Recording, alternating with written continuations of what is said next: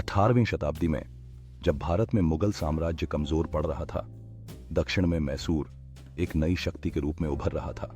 शुरुआत में शासन नंजा राज और देवराज जैसे मंत्रियों के हाथों में था, लेकिन इसी दौरान एक साधारण सैनिक हैदर अली अपनी प्रतिभा, युद्ध कौशल और दूरदर्शिता के कारण तेजी से ऊपर उठा।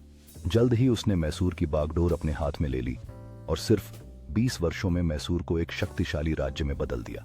हैदर अली ने आधुनिक हथियार अपनाए, यूरोपीय सैन्य तकनीक समझी और एक नई प्रशिक्षित सेना तैयार की। अंग्रेजों के साथ उसके 4 बड़े युद्ध हुए, जिनमें कई बार उसने अंग्रेजों को भारी पराजय दी। हैदर अली की मृत्यु के बाद उसका साहसी पुत्र टीपू सुल्तान मैसूर का शासक बना। टीपू केवल एक योद्धा ही नहीं, बल्कि एक दूरदर्शी सुधारक भी था। उसने उद्योग बढ़ाए, कृषि सुधार किए, अंतर्राष्ट्रीय व्यापार बढ़ाया और फ्रांस से मैत्री संबंध बनाए। टीपू ने मिसाइल तकनीक विकसित कर मैसूर को युद्ध क्षमता में आगे रखा, लेकिन अंग्रेजों, मराठों और निजाम की संयुक्त शक्ति ने उसे लगातार चुनौती दी। अंततः 1799 के चौथे एंग्लो मैसूर युद्ध में टीपू सुल्तान शहीद हो गया और मैसूर अंग्रेजों के अधीन हो गया।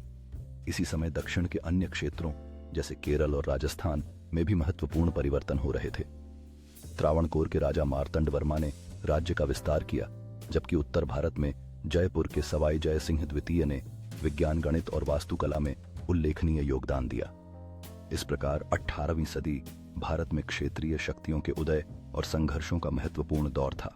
राजस्थान के सवाई जय सिंह द्वितीय का योगदान उनके समय के वैज्ञानिक और गणितीय प्रगति को दर्शाता है, जो भारत की सांस्कृतिक धरोहर में एक नया आयाम जोड़ता है। इस समय केरल के हरे भरे खेत और जीवंत गांव भी बदलाव की गाथा बुन रहे थे। इन सभी घटनाओं ने भारतीय समाज के विविध रंगों को प्रदर्शित किया, जहां क्षेत्रीय शक्तियों का उदय और संघर्ष मुख्य धारा में था।